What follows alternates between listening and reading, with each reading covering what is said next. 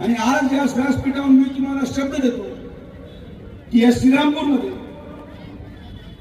पुढच्या कालावधीमध्ये मी सातत्याने येईल आणि मी तोपर्यंत श्रीरामपूर सोडणार नाही जोपर्यंत रात्री 12 वाजता आपली मुलगी एकटी बाहेर फिरायला मोकळी होणार नाही तोपर्यंत श्रीरामपूर सोडणार नाही.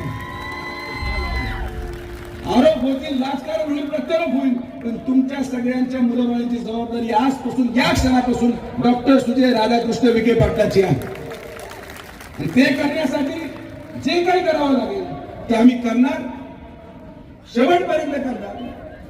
मतासाठी लाचार आम्ही नाही, समाज सुरक्षित राहावा या दृष्टिकोनातून माननीय आमदार राधाकृष्ण विखे पाटील साहेबांची भूमिका आहे, कैलासवासी बाळासाहेब विखे पाटलांची भूमिका होती आणि आज माझी देखील भूमिका आहे. तर प्रत्येक वाड्याच्या कार्यक्रमामध्ये जनता दरबारामध्ये लवकर भेटू, तुम्ही समस्या सांगा, सोडवणूक आम्ही करू हा शब्द या ठिकाणी येतो. परत एकदा एवढ्या मोठ्या संख्येने आपण सगळेजण आलात.